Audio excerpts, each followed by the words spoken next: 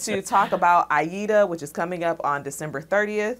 Talk about how Aida came about, because it's been almost a decade since it's been presented. Yes. You know, when I plan the season, I try to create a journey for the audience, which needs to include, I think, some of the real masterpieces of the genre. And Aida is, of course, one of the most popular operas in the history of opera. It's also usually a very expensive opera to mount. Most people hear the word Aida and they think how many elephants are going to be on the stage, you know, because there's this big triumphant march scene in Act 2 where most opera companies pull out all the stops with a bunch of different props and people, you know, there's a lot to it normally, and there's a lot of pageantry to it.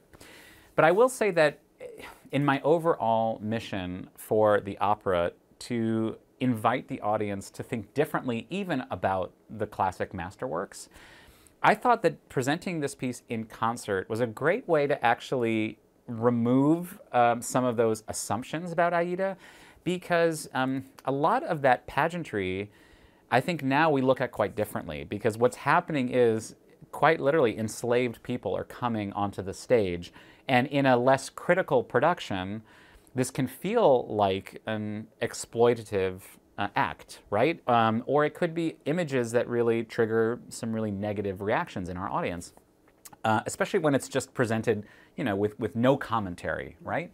And I think that actually that's really detrimental to what Aida's actually about, and who Verdi, the composer, what he really stood for. He wrote this fairly late in his career. It's one of his last operas.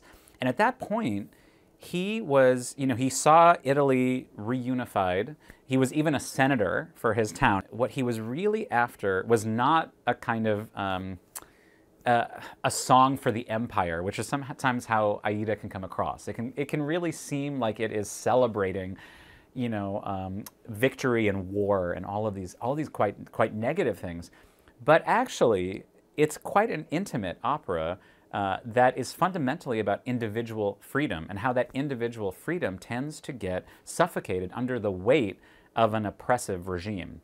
It's a strong political statement that he made, and that doesn't always come across in Aida because of all the pageantry.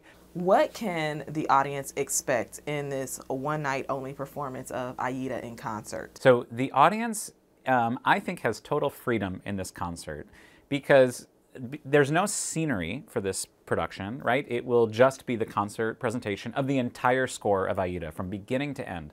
So we still get to tell you the story of Aida, but the theatrical parts get to be completely in your own mind. Another key element of this was my partner at Detroit Opera, the associate artistic director, Christine Gerke. You know, she is one of the great sopranos of our day. And we work very closely. She's quite close friends with Angel Blue. And she's the reason Angel has agreed to do this, is because of her friendship with Christine and thinking, what would they like to do together? So Angel is doing Aida for the first time, and Christine is doing Amneris, the rival to Aida, also for the very first time.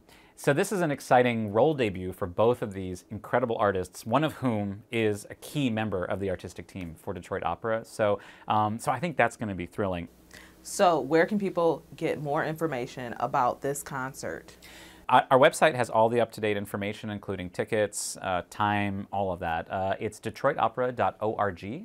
And if you visit that, you can also see what's coming after Aida. There are two coming up that I'm really looking forward to this season. There is Handel's opera Xerxes, which is the first time the Detroit Opera has ever done this opera. And what's the second piece? The second piece is a contemporary piece called Fountain of Tears by the Argentinian composer Osvaldo Golijov, in a production by the Brazilian choreographer Deborah Kolker, which first opened at the Scottish Opera and marks Detroit Opera's first international collaboration. So we're very excited about that. So, Yuval, what is next for the future of the Detroit Opera?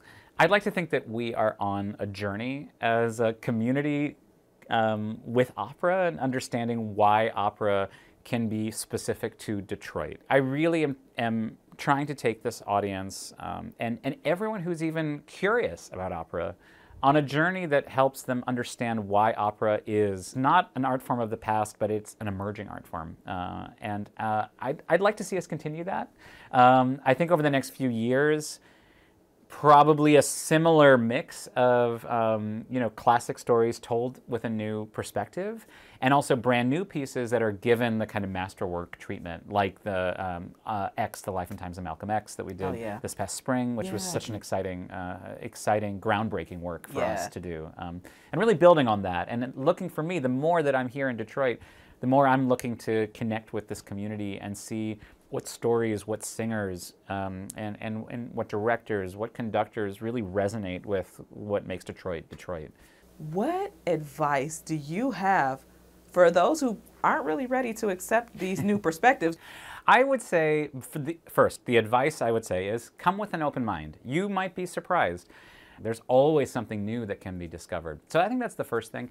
And the second thing is actually this concert of Aida is a perfect response to people who maybe didn't like certain aspects of how we did one production or another. This is a chance where the music is front and center and where nothing can distract you from just appreciating the best singers in the world right now doing such great music. Yuval, thank you so much for all that you have done and continue to do for opera, especially here in Detroit. Thank you.